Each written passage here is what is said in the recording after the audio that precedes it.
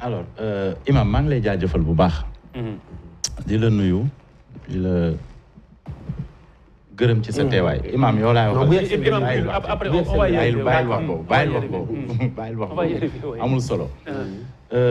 li ma fi dégg. bëri na lu ci am solo.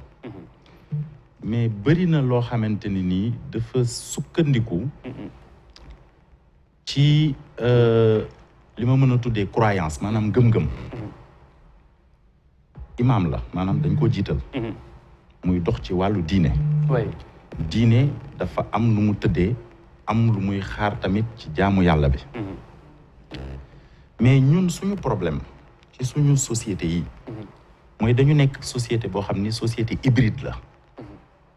maanaam doxuñu ci charia benn ñu doon société boo xam ne nee nañu société laïque la. maanaam ku mu neex am sa diine. ñu doon nekk ci société boo xam ne dañ ne république la ay yoon tëral ko. ñoom ñi ngi wax fi may njëkk a commencé mooy ñi ngi wax wàllu criminalisation.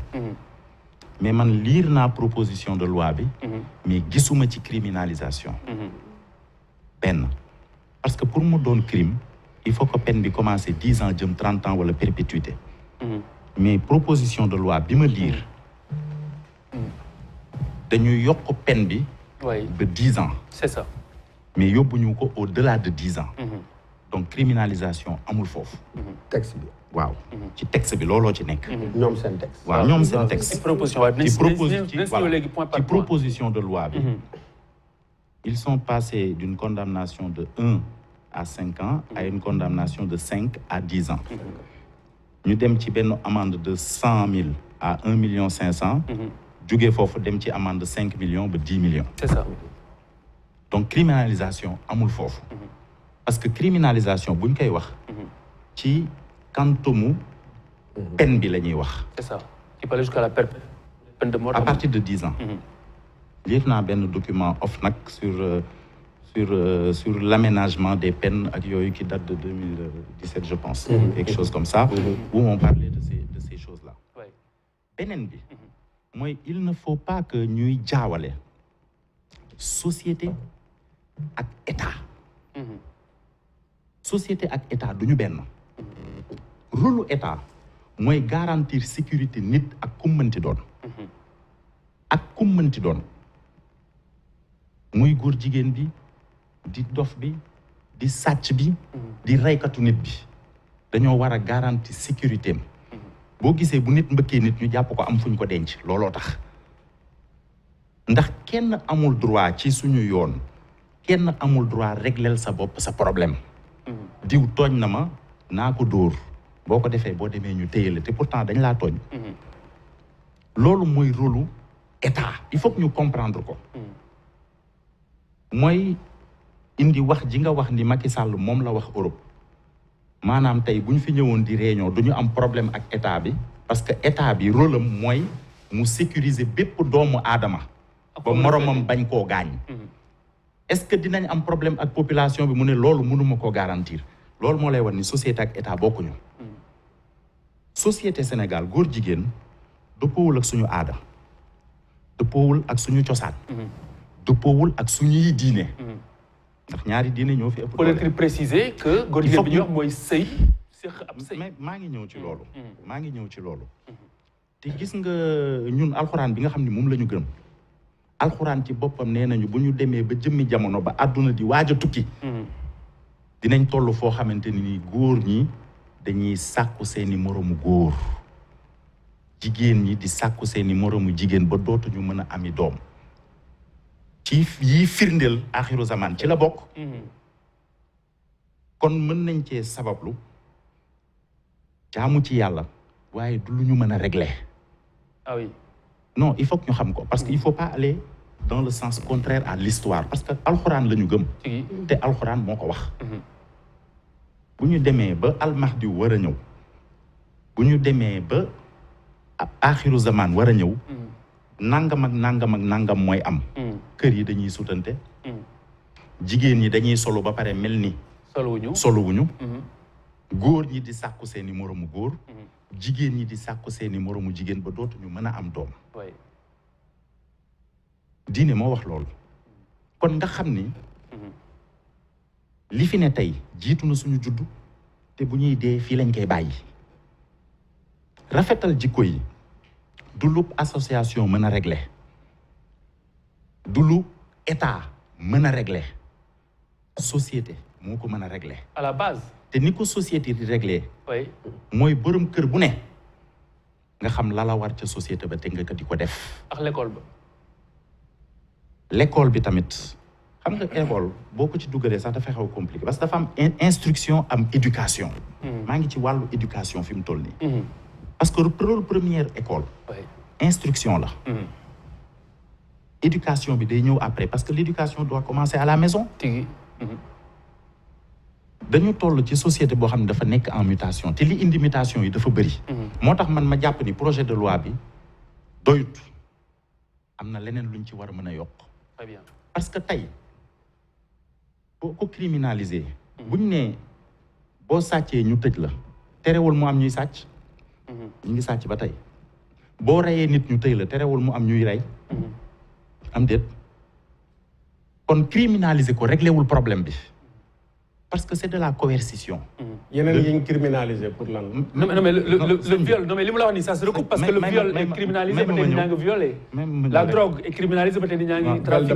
bétail. ah viol de bétail. waaw bàyyi ko mu terminé mais ba tey ñi ñaa ngi koy def ça c'est vrai c'est un fait. du lu ñu tere rek. ñu bañ koo def de l'esprit des lois les lois sont faites pour être transgressées. ah kon kay nañ criminaliser bi rek. non mais tey buñ continuer di ko defee ñoo xam ne. non dinañ déggoo balaa ñoo daaneel déggoo. ma yeggali rek déglu naa la bu baax. oui mais c'est que li nga wax. dafa am lu bëri lu muy interpeller. te ci loolu laay wax.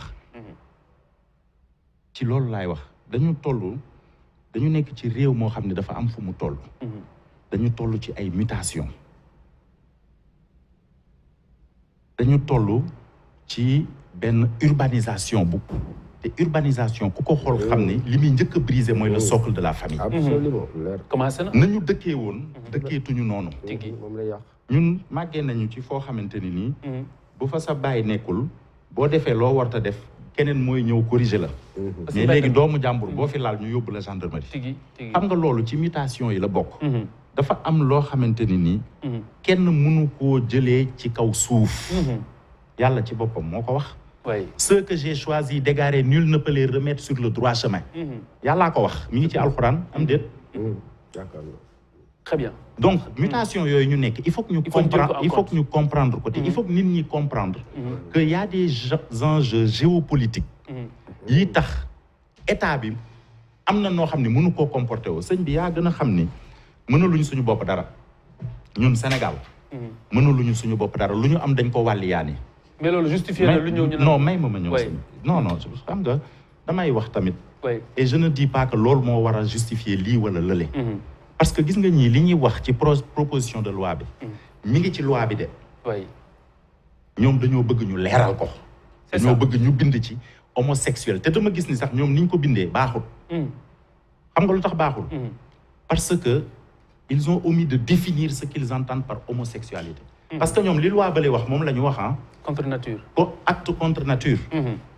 par acte contre nature ils entendent loolu la ñu wax. homosexualité. sans pour autant définir lan mooy homosexualité. loolu c'est très important man li may wax ni contribution la.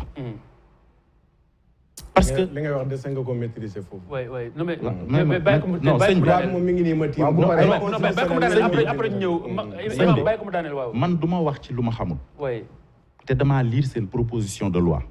dellu dem jël code pénal bi lire ko. article 319 ba 323. la fa ne ah dëgër laay boo xamante ni nii lii ngeen bind nii oyof na ci man ci sama gis-gis. bu la neexee nag nga ne li may wax maîtriser wu ma ko. mais loi bi boo demee code pénal dafa ne quiconque s'adonne à un acte contre nature. xam nga acte contre nature boobu. boo demee ba article 323. dañ ko détaillé. c'est ça.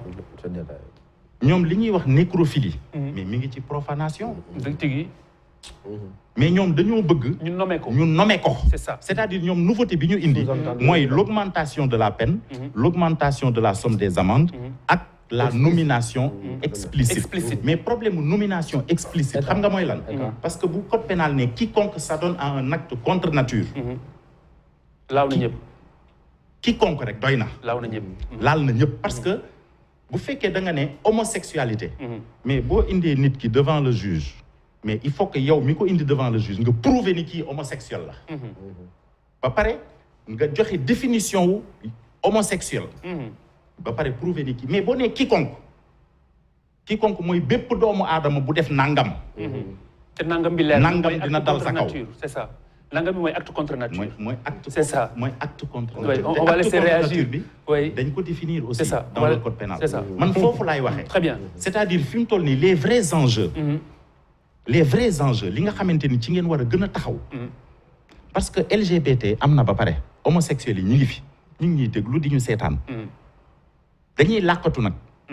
liberté boobu ñu nga xam ni moom la ñu bëgg ba di ko fësal loolu mën nañ koo xeex benn parce que ñun du suñu rôle du rôlu état du sa rôle yow ngay dem di yar doomu jàmbur parce que mënoo ko te du dem est-ce que yaa ngi comprendre fi may waxee mais mën nañ leen a tere taxaw ci mbedd mi di ko fësal benn mën nañ leen a tere ñu taxaw naan ñi ngi sëy boo déggee ñu naan ñi ngi sëy xam nga sànq ne nga ay góor jigéen yu doon takkante seen biir la ñu jàpp mais nan lañ doon takkante seen biir est-ce que dafa am imam bu toog di leen maye wala dafa am prêtre bu toog di leen maye wala dafa am maire bu toog di leen signer certificat de mariage est-ce que yaa ngi dégg wax li nga xamante ni nii moom la ñu war a préserver parce que dañu nekk dëkku croyant ñi fi nekk ñëpp dañoo gëm yàlla en tout cas en grande majorité yaa ngi dégg li nga xamante ni ñun moom la ñu war a xeex balaa ñu fay yegg mooy bu ñu leen permettre ñu am certificat de mariage benn bu ñu leen permettre ñu adopter ay xale parce que Europe ci loolu la ñu toll